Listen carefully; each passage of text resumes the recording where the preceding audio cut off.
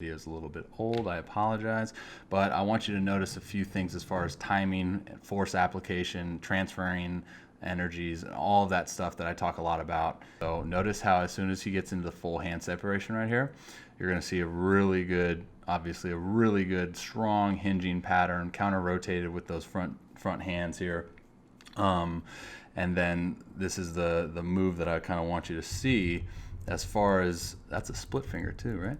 As far as that back knee, holding that ground, holding that connection, and then watch as soon as we're going to go into internal rotation. So this back knee, so that's going to go into internal rotation. It's going to crack and get down into the, the ground area to start pushing the ground more, staying connected more.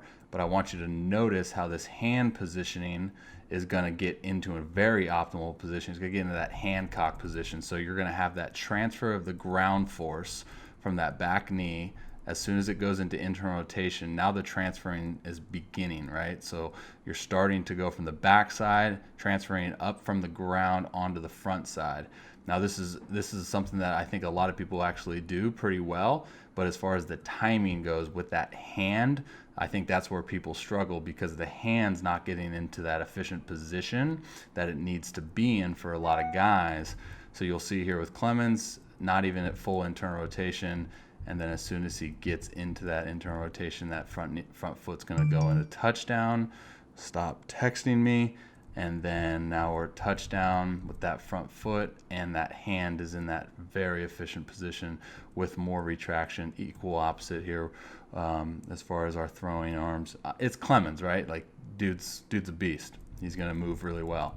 But these are those little things, right, that give us not only optimal power output, but it allows us to be consistent. It allows us to be effortless with our power, and most importantly, dude, it freaking allows us to use our entire body to throw the baseball and not use arm. Because like I said, with being late, so say that internal rotation of that knee is there, and then the hand positioning's down here. That transfer has already occurred, and now the hand has to get up into that position. So then that's when we start seeing guys utilize way more arm than they need to have or need to use, right? Or the opposite, where that hand is, getting up way too early, and then the rotation's occurring, and then you're just not, you're not getting as much power output as you can. So obviously we walk a fine line as far as, the timing of it. There's so many little tiny things within that, right?